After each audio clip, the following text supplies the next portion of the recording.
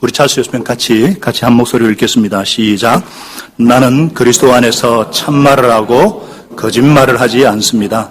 내 양심이 성령을 힘입어서 이것을 정언하여 줍니다. 나에게는 큰 슬픔이 있고 내 마음에는 끊임없는 고통이 있습니다. 나는 육신으로 내 동족인 내 결례를 위하는 일이면 내가 저주를 받아서 그리스도에게서 끊어질지라도 달게 받겠습니다. 내 동족은 이스라엘 백성입니다.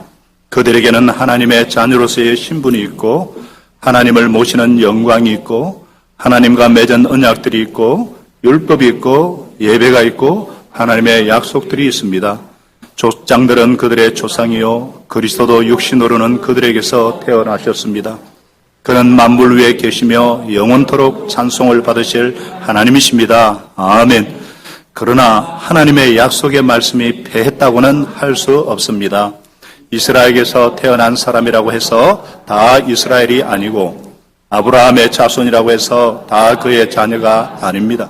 다만 이삭에게서 태어난 사람만을 너의 자손이라고 부르겠다 하셨습니다.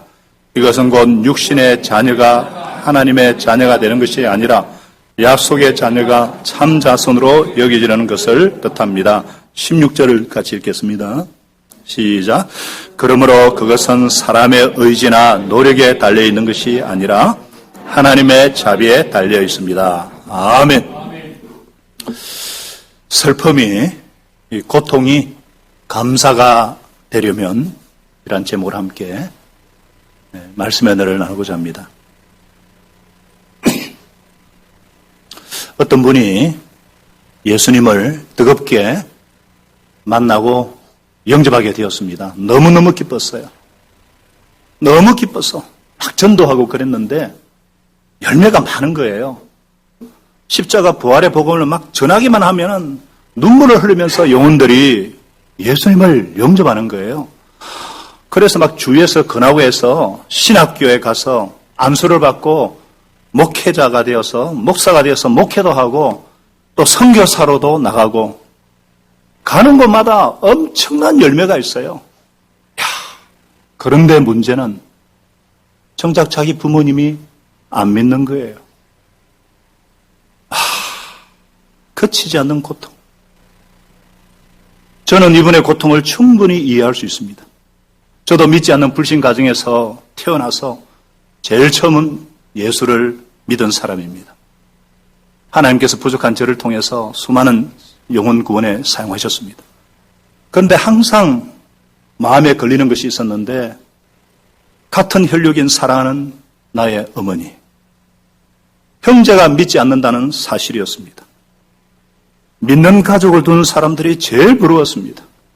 그것은 참으로 오랜 고통이자 슬픔이었습니다. 여러분은 어떠십니까? 우리 중에도 이런 고통을 가지고 있는 분들이 많습니다. 부모님의 구원을 위해서 언니네와 동생네와 오빠 가족을 위해서 친척들의 구원을 위해서 오랜 세월을 고통하며 눈물로 기도하는 분들이 있습니다. 오늘 바울은 바로 그런 것과 비슷한 고통을 말씀하고 있습니다. 그런데 이 슬픔은 8장 바로 뒤에 이어서, 그러니까 뭐예요? 8장에서 그 성례의 외침, 그 어떤 것도 그래도 예수 안에는 하나님의 사랑에서 끊을 수 없다고 그 성례의 외침이 너무나도 가슴이 벅차고 크기 때문에 상대적으로 더 마음이 아픈 거예요. 더 고통스러운 거예요. 아픔을 넘어서 고통으로 기가 막히는 거죠. 아니 어떻게 해서 내 골육인 동족들은 예수를 믿지 않는 걸까?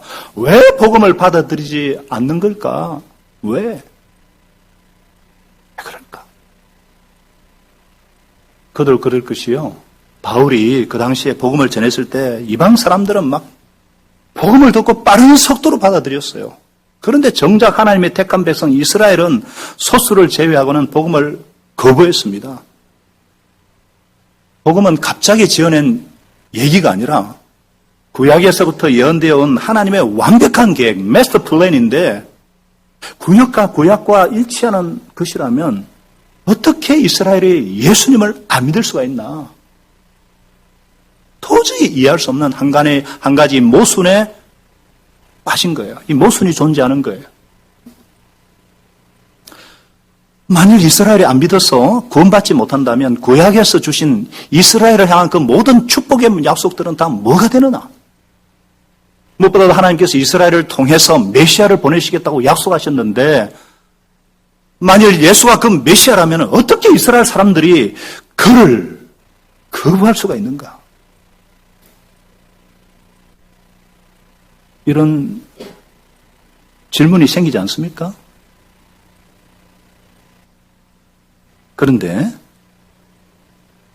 그 그치지 않는 고통과 슬픔이 나중에 하나님의 자비에 대한 감사로 변하였습니다.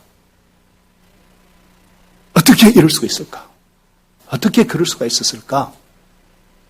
오늘 본문은 그것에 대한 분명한 해결책을 제시해주고 있습니다. 너무나도 중요한 말씀이에요. 제가 로마 살 때마다 너무나도 중요한 말씀이에요. 그러니까 막 기대를 별로 안 하시는 눈치 같은데 너무나도 중요한 말씀이에요. 아멘이십니까? 그렇다면은 우리 속에 있는 이 고통과 이 슬픔이 감사로 변하려면 어떻게 하면 될까? 어떻게 하면 될까요? 먼저 영혼의 고통에 직면해야 합니다. 영혼의 고통에 직면하라. 이게 무슨 말일까요? 기가 막히는 고통, 영혼을 찌르는 아픔에 대면해야 된다는 것입니다. 중보자로서의 고통에 직면해야 한다는 것입니다. 2절은 말씀하죠. 바울이 그렇게 고백하죠. 성령 안에서 양심에 따라 정말 하나님이 정의될 정도로 내 마음에는 큰 슬픔이 있고 내 이 마음에 끊임없는 고통이 있다는 거예요. 여러분 육체가 아픈 것을 고통이라 그러고 마음이 아픈 것을 슬픔이라 그러죠. 그런데 마음의 아픔이 지나쳐서 이 바울에게는요 육체의 고통이 되었습니다. 너무 아파서 몸이 막 아플 정도의 고통이라는 거예요. 그 아픔이 무엇인가?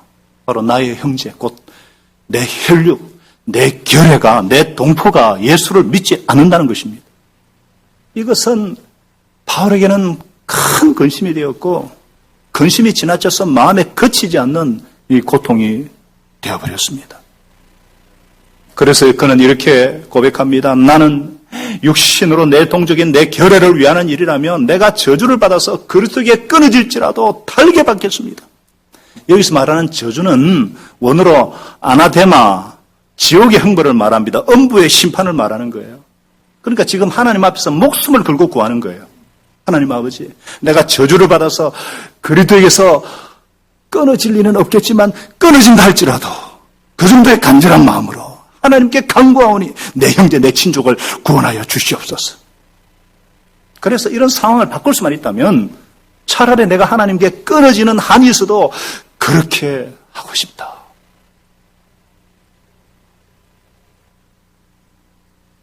왜 그런가? 왜 이렇게까지? 하나님은 정말로 유대인들을 선택하셨다는 거예요. 하나님께서 구원 역사를 그들의 조상인 아브라함에게서 시작하셨고 언약을 주셨고 그래서 그들에게는 율법이 있고 예배가 있고 무엇보다도 가장 영광스러운 것은 예수 그리스도가 육신적으로 자기 민족에게서 태어났다는 거예요. 이런 엄청난 특권을 가지고 있는 자들이 메시아를 믿지 않고 이 특권이 무용지물이 되는 것이 기가 막히는 거예요. 기가. 성경에는 이런 분들이 많이 나오죠. 느헤미야가 그렇고 예레미야가 그렇고 에스겔이 그렇고 특별히 모세가 십계명을 받기 위해서 시내산에서 올라가서 너무 오래 지시하면서 안 들어오니까 이스라엘 사람들이 금송아지 우상을 만들어 놓고 이것이 애굽에서 우리를 구원하신 우리의 신이다 하고 막 날뛰면서 광란을 하죠. 하나님께서 보도 못해 막 무슨 진노와 심판을 내리치려는 그 찰나에 모세가 하나님 앞에 올라가서 목숨을 건 기도를 합니다. 아버지 하나님, 이제 주님께서 그들의 죄를 용서해 주십시오. 그렇게 하지 않으시려거든 주님께서 기록하신 책에서 생명책에서 제 이름을 지워주십시오. 뭐예요? 그냥 용서가 안 되시면 나를 끊어내는 조건으로 이들을 용서해 주십시오. 이것이 바로 참된 중보자로서의 아픔을 가지고 있는 거죠. 이런 아픔을 직면하라. 우리가 예수님을 전하면서 이런 아픈 마음을 품을 수 있으면 좋겠습니다. 가족, 친지, 권력들로 인한 영혼의 그 찌르는 아픔, 거치지 않는 고통을 계속해서 품을 수 있으면 좋겠습니다. 그런데요, 원래는 이런 마음이 내게는 없습니다. 우리에게는 없어요. 오직 그리스도의 사랑이 우리를 휘어잡을 때, 그리스도의 사랑이 우리를 강권할 때에만 가능하죠. 그래서 우리가 새롭게 복음 앞에서 예배를 통해서 복음의 감격에 사로잡혀야 되는 이유가 바로 이것이죠. 여러분, 우리는 얼마나 겉모습에 외양에 속습니까? 오늘날 사람들은 구원에 관심이 없다고 생각해요. 모두가 돈 버는 일, 취직하고 좋은 학교 들어가는 일, 넓은 집에 사는 거, 건강에만 관심 있다고 그렇게 생각하죠. 사실은 그렇지 않습니다.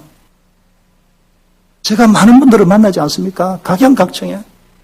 현대인들은요, 그 누구보다도 구원에 관심이 많아요. 아직 때가 되지 않았을 뿐이에요.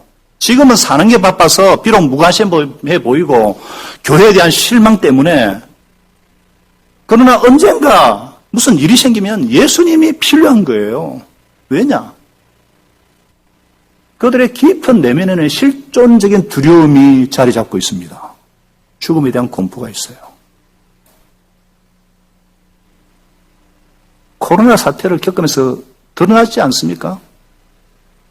또 점점 나이가 들어가면서 외로움, 세상은 결국 혼자야, 이 고독감으로 몸부림칩니다. 그리고는 무력감, 이 코로나 블루가 온 세상과 한국을 강타하고 있지 않습니까? 잠시의 재미, 쾌락은 있지만 행복이 없어요. 진정한 행복을 모릅니다. 죽음과 외로움과 이 무력감은 예수님을 만나야만, 십자가 부활을 통해서 구원과 영생을 얻어야만 사라지는 것입니다. 건강한 그리고 공동체를 통해서만이 치유가 일어나는 것입니다. 누가복음 19장에 삭개오가 나오죠. 세무장입니다. 세무서장. 연봉이 어마어마해요. 상상을 초월해요. 부자입니다. 물질적으로 대단히 성공한 사람이에요. 겉으로 볼 때는 전혀 예수님이 필요 없는 사람처럼 보여요. 그러나 예수님은 그의 겉이 아닌 속을 보셨습니다. 영혼의 고통과 갈급함을 보셨습니다. 네가 세상적으로는 그렇게 출세하고 많은 돈을 갖고 있고 권세를 누린데도 너는 구원이 필요한 죄인에 불과하다. 삭개오야, 속히 내려오너라. 내가 오늘 너의 집에 머물러야겠다. 예수님께서 영혼의 그 고통을 건드려 주시고 채워 주셨을 때 그는 기뻐하며 즐거워하며 주님께 나왔다 그랬어요. 누가복음 19장 19절 10절은 말씀합니다. 그의 해결을 받으시고 오늘 구원이 이 집에 이르렀다. 이 사람도 아브라함의 자손이다. 인자가 온 것은 이런 자를 찾아 구원하여 왔노라. 그리스도를 만나면 모든 삶의 모든 것들이 변화되고 헛된 껍데기를 벗어버리고 진정한 생명의 자리로 나올 수가 있습니다.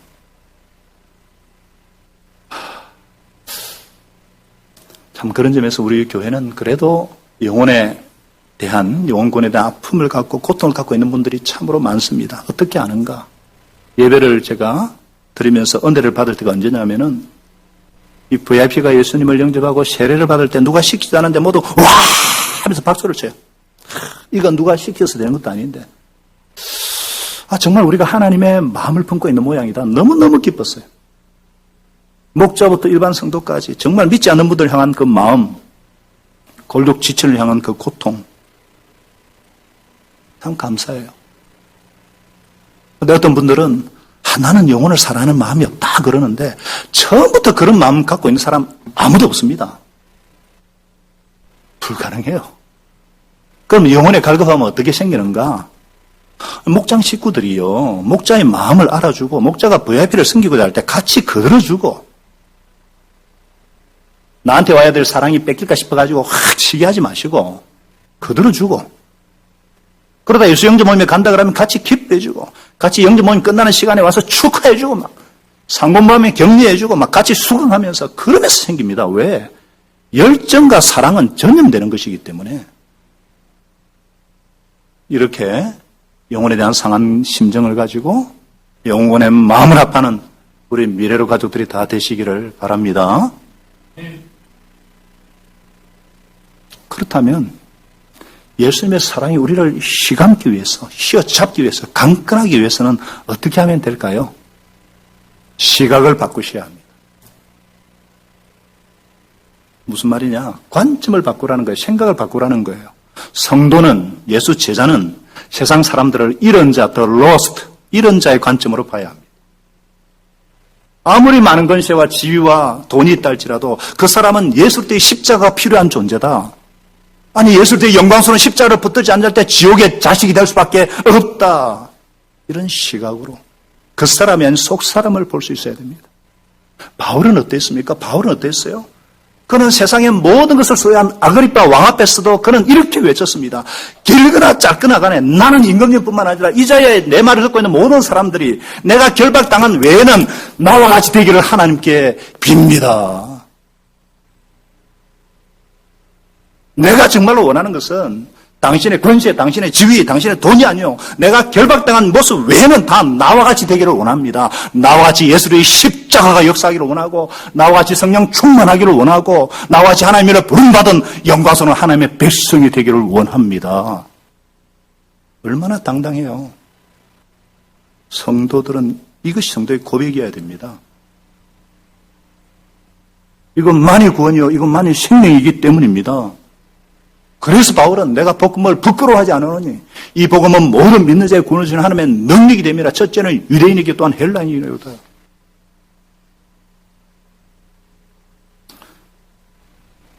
모든 사람은요, 한결같이 구원이 필요한 존재입니다.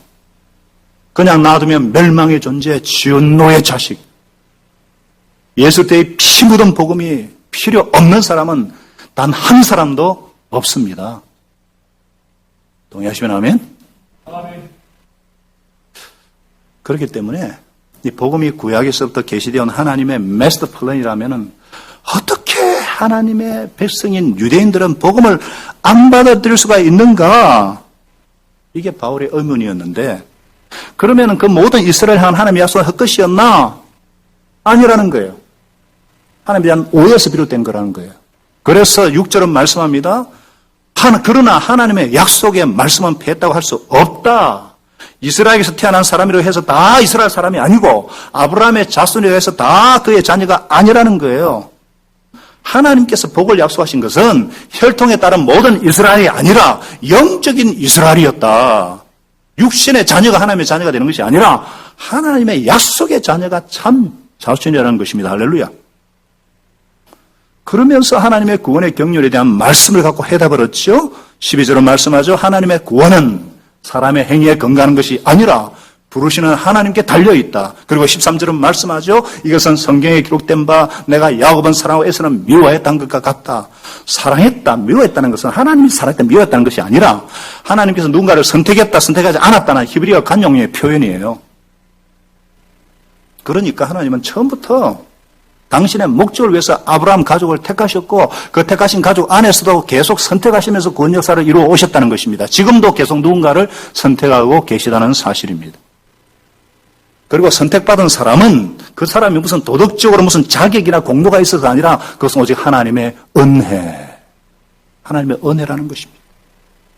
그렇기 때문에 이방인들이 선택받는 것은 전혀 이상한 것이 아니고 이스라엘이 받아들이지 않는 것도 전혀 이상한 일이 아니에요. 하나님의 선한 주권적인 선택이 은혜. 정말 그렇죠? 그렇잖아요? 하나님이 뭐 별 이유 없이 뭐 어떤 사람을 선택하셔가지고 막 높이 쓰시고 뭐 어떤 일은 그렇지 않습니다. 하나님은 그분 뜻대로 선택하셔요. 그것이 때때로 우리 좁은 소견으로는 참 이해가 안 될 때가 있죠. 그러나 그것을 받아들이지 않을 때에 독이 되고 고통이 되는 경우가 많습니다. 제가 아주 예전에 한번 예를 든 것 같은데, 아마데우스 영화 기억나십니까? 오래전 영화인데. 요즘 지코 가면서 다른 거 보지 마시고 이런 영화를 다시 한번 보시고 그러면 참 좋은데. 트로트도 미스터 트로트 보셔도 되겠지만, 이런 거. 아마데우스가 한 영화, 천재 음악가 모차르트의 그 재능과 죽음에 관한 얘기잖아요? 영화 보면 그 당시 오스트리아 궁중 작곡가인 살레르, 이 사람이 바로 하나님의 선택을 이해하지 못해서 불행했던 대표적인 인물로 묘사되어 나오죠. 살레르는요, 실제 그 당시에 아주 굉장히 유명한 사람입니다. 궁중 악단장이에요. 그 당시 음악계의 거장입니다. 베토벤, 슈베르트 등이 이 사람 어릴 때 이 사람 밑에서 배웠어요. 그런데 어느 날 이 사람 앞에 모차르트라는 천재의 소문이 들린 거예요.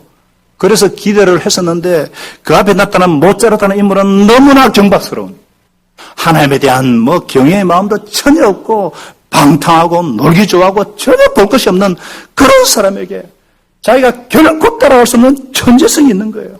그래서 이 사람이 고민에 빠집니다. 자기의 평생 소원이 좋은 음악을 만들어서 하나님께 영광 돌리기를 원했는데, 하나님 당신은 도대체 왜 저렇게 방탕한 말코 같은 녀석에게 이런 천재성을 주십니까? 왜? Why? 이 원망이 열등감으로 자라고 그 다음에는 시기심으로 자라서 결국에는 모차르트를 파괴하려고 결정하지. 그럼 모든 수단을 다 동원해서 모차르트의 성공의 길을 막고 결국 가난에 시달려서 죽게 만듭니다. 마지막에는 진홍곡을 만들게 해가지고 스스로. 음악 때문에 자살한 사람 많거든요. 아주 고도에 그래가 죽여버려요. 본인은 결국 천재를 죽겠다는 죄책감에 빠져서 정신병자가 되어버린다는 스토리입니다. 물론 영화는 픽션이죠. 팩트에다가 픽션이 가미되는 그런 부분이 있긴 하지만은 이 스토리의 주제가 핵심이 뭐예요? 우리가 하나님의 선택을 잘못 이해할 때 어떤 일이 벌어진다는 것을 잘 보여주는 영화예요. 여러분, 왜 하나님께서 누군가에는 엄청난 재물 주시고 누군가에는 엄청난 부를 주시고 그러시는가? 그거 아무도 몰라요. 우리가 그런 한 가지 아는 분명 한 가지는 뭐냐? 그것이 주어지는 자들에게는 그에 맞는 책임을 물으신다는 것입니다. 선택에는 반드시 책임이 따른다는 것입니다. 그렇기 때문에 우리는 다만 하나님의 긍휼과 하나님의 때를 구해야 한다는 것입니다. 그래서 16절은 결론적으로 말씀합니다. 그러므로 그것은 사람의 의지나 노력에 달려있는 것이 아니라 하나님의 자비에 달려 있습니다. 무슨 말이에요? 우리의 때와 우리의 방법이 아닌 하나님의 때와 하나님의 방법으로 사람을 선택하신다는 겁니다. 이런 하나님의 뜻이 인간의 어떤 행위에 따라 좌우되지 않고 오직 하나님으로 말미암기 때문입니다. 그래서 우리 눈에 보기에는 뭔가 억울해 보이기도 하고 우리 생각에는 뭔가 동의가 안 되어도 언젠가는 하나님을 만나는 그날, 그래서 하나님의 의도가 완전히 밝혀지는 날 우리는 분명히 말할 수 있을 것입니다. 하나님 이게 그렇게 되는 것이었군요. 하나님은 정말 공평하십니다. 하나님은 자비와 긍휼이 풍성하십니다. 할렐루야. 이사야서 36장 6절도 말씀합니다. 주님의 의로우심은 우람한 상줄기와 같고 주님의 공평하심은 깊고 깊은 심령과도 같습니다. 사랑하는 여러분, 그래서 우리가 영혼에 대한 시각, 하나님의 일하심에 대한 시각이 분명할 때에 슬픔이, 고통이 감사로 변하는 것입니다.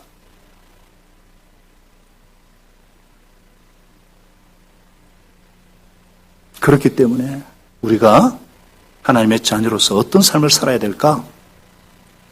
아버지의 마음을 알아들어야 합니다. 무슨 말입니까? 하나님의 눈물, 하나님의 고통을 덜어드리는 철든 자녀, 철이든 성도가 되라는 것입니다. 하나님의 선한 주권을 믿고 하나님의 고통을 풀어드리는 자, 그래서 하나님의 때를 기다리며 기도하는 자가 되어야 한다는 것입니다. 철들었다는 것이 무슨 뜻이죠? 철이 들었다. 아버지나 어머니의 마음을 이해하는 거죠. 제가 아는 어떤 장애를 가진 분이 있었습니다. 딸이 둘이에요. 한 번은 물어봤어요. 너 장차 뭐가 될래? 의사가 된답니다. 왜? 돈을 많이 벌겠다는 식으로 기대를 했는데 눈시울을 붉히면서 우리 아빠처럼 병든 사람들 고쳐주기 위해서예요. 그리고 막 우는 거예요. 옆에 있는 가족들이 다 옵니다. 그때 제가 철이 들었구나. 철 들었구나. 아버지 아픔을 알았기 때문에 장애자라는 것에 공감을 했고 무엇이 아버지를 기쁘게 하는 것인지 알았기 때문에 철이 들었다. 우리에게 이 마음이 필요해요. 우리에게 이 마음이 필요해요. 하나님 앞에 철이 든 성도는 어떤 성도예요? 하나님의 마음을 아는 성도예요. 하나님이 정말 원하시는 것이 뭘까? 우리가 잘 먹고 잘 사는 것, 물론 그것도 맞지만 진짜 하나님이 원하시는 게 뭘까요? 죽어가는 영혼들, 택한 백성들을 한 영혼이라도 잃어버리지 않고 구원하는 것. 이게 저와 여러분을 부르신 목적이에요. 우리가 이번 부흥성에서 많은 은혜를 받았어요. 그런데 공통적으로 제가 다 모임할 때마다 물어봤습니다. 어떤 은혜를 받았습니까? 공통적으로 아버지의 심정을 회복했다 이렇게 고백을 했어요. 아버지의 심정. 누가복음 15장에 돌아온 탕자의 이야기의 핵심은 탕자가 아니라 기다리는 아버지의 심정이라는 거죠. 집 났던 탕자도 탕자지만 집안에 있는 탕자, 형, 그는 아버지의 마음, 아버지 아픔을 모르는 탕자였죠. 마달은 열심히 아버지 집에서 소처럼 일했습니다. 그런데 재산을 다 말아먹고 창기와 함께 말아먹은 이 아리가 쌍거지가 되어 돌아왔는데 돌아온 동심에 소를 잡고 잔치를 벌이니까 아버지께 따지잖아요. 아버지, 나는 이렇게 소처럼 일했는데 나한테는 염소 새끼 하나도 한 마리 안 잡아주는데 이거 너무한 거 아닙니까? 특히 자기 애가 많은 사람 한 번에 얘기하면 흥분하면서 얘기하는 게 아버지 심정을 몰랐죠, 이 사람. 제대로 된 마다리였다면 이렇게 말해야죠. 아버지, 매일 그렇게 동생을 기다리다가 쓰러지겠습니다. 속은 또 얼마나 상하십니까? 우리 가수일 농장일을 그냥 다 내버려두고 동생 찾으러 갑시다. 아니, 제가 찾아올게요. 제가 아버지 힘들어하시는 거 더 이상 두고 보지 못하겠습니다. 이 마다들이 누구라 그랬어요? 먼저 믿은 우리들. 한국 교회라 그랬잖아요. 먼저 믿은 우리들이요. 예, 취업도 해야 되고, 직장생활도 해야죠. 자녀도 키워야 되고, 봉사도 열심히 해야죠. 그러나 아버지의 심정은 뭐예요? 잃어버린 아들을 애타게 기다리는 아버지의 심정, 이 아버지의 심정을 아는가? 그래서 이 마다들, 한국 교회는 하나님께로 돌아가야 된다 그랬잖아요. 저와 여러분이 하나님께로 돌아가야 된다 그랬잖아요. 아버지의 심정을 헤아릴 줄 아는 마다리 되어야 한다 그랬잖아요.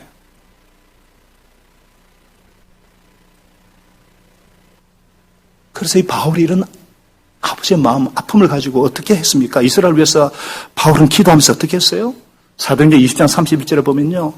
그러므로 여러분은 깨어있어서 내가 3년 동안을 밤낮 쉬지 않고 각 사람을 눈물로 훈계하던 것을 기억하십시오.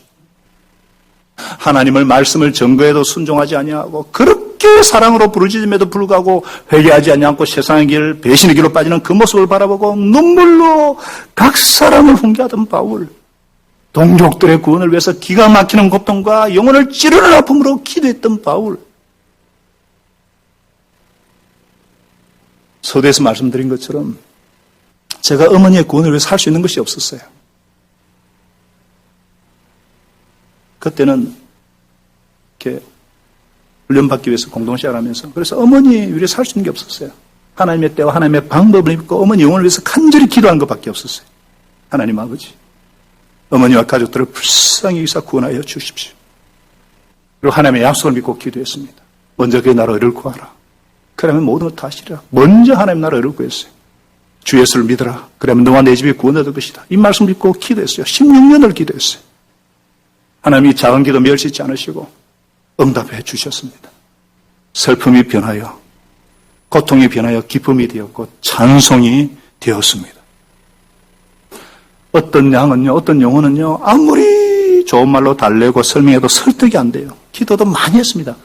나중에는 붙잡고 울었습니다. 1시간 울고 2시간 울었더니 드디어 마음을 열고 회개하고 울면 된다. 지금 그 양이 지금 단이 먹게 잘하고 있어요. 울면 된다. 눈물은 은혜입니다. 영혼을 놓고 눈물 흘려 기도하는 사람은 하나님의 도구로 사용하십니다. 왜 우리의 영혼을 살리는 능력이 없는가? 약화되었는가? 눈물이 사라졌기 때문이 아닌가? 눈물 없는 목회는 결코 영혼들을 살려내지 못합니다.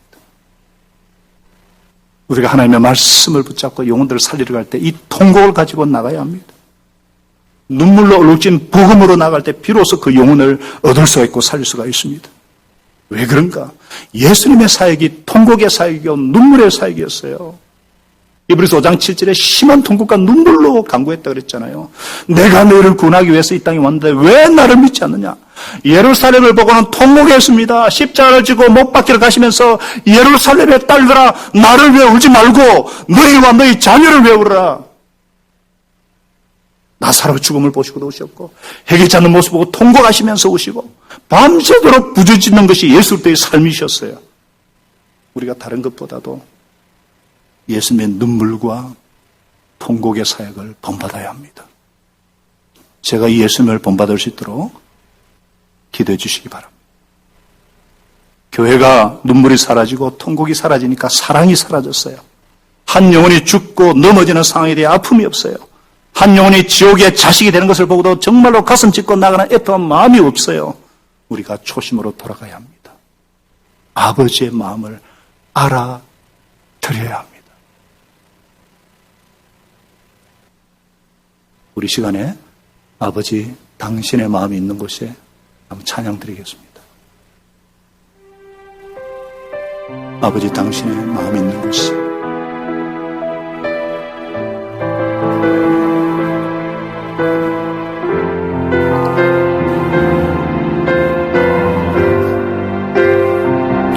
아버지 당신의 마음이 있는 곳에 나의 마음이 있기를 원해요. 아버지 당신의 눈물이 고인 곳에 나의 눈물이 고이길 원해요.